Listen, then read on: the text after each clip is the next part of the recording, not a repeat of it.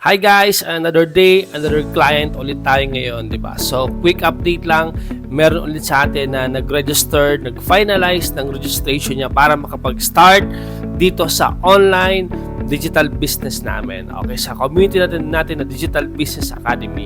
Alright, so quick update lang po ito, ipapakita ko sa inyo ng proof of transaction namin, di ba? Another client natin from USA. So, ito po yung video na yon, abangan nyo po. Yan. Yun. So, ito po si Tita Tess. November 7 ko po siya nakausap from USA.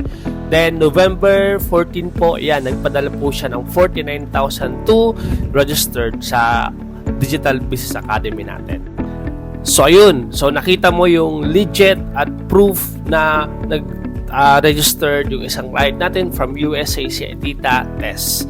Okay, so kung makikita mo, maganda talaga yung system natin. So, sobra at effective talaga and proven. And syempre, pag gagawin mo din, follow mo din yung system natin, pwede din mangyari sa'yo. Okay, so with that, so kung nakikita mo to, join us now para turuan ka namin yung system kung paano gagawin to step by step.